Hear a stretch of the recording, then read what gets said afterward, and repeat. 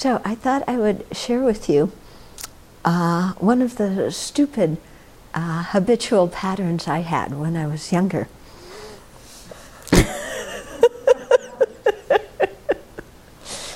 So it would always start out with, I'd have some kind of expectation, and then my friend, it was usually regarding some kind of friend or my family member or something like that, and then they would do something I didn't like, and I would get mad.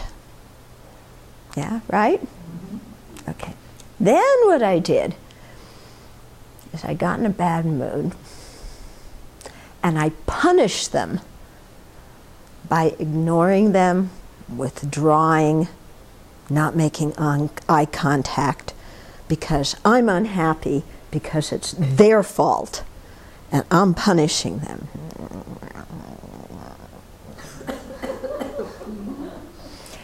And guess who was miserable the whole time? Yours truly. Yeah, my friends weren't miserable. Yeah. But I was certainly making myself quite miserable all the time, saying it's their fault. Yeah. And even if they tried to be nice to me,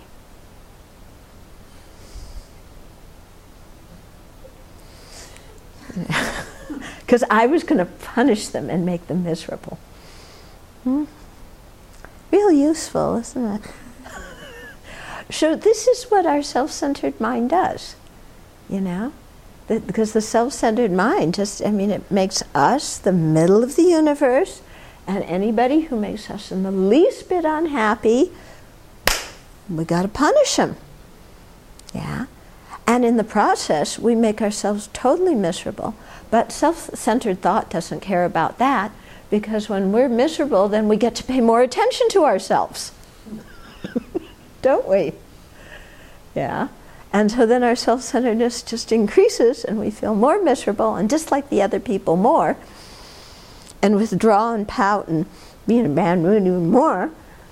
And self-centered thought, it doesn't care if it's miserable as long as it can focus on itself.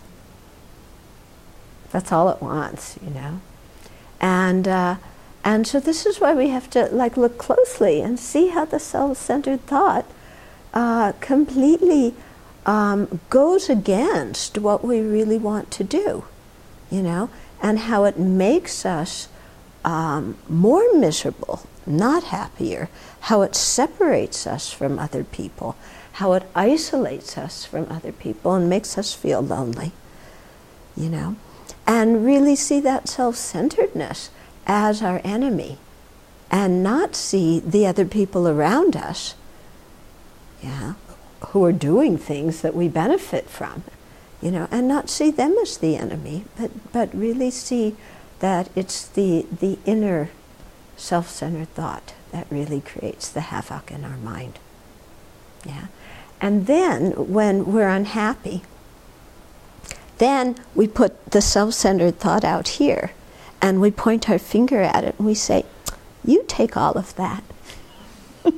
All of this unhappiness is coming because of negative karma that I created in the past under the influence of self-centered thought.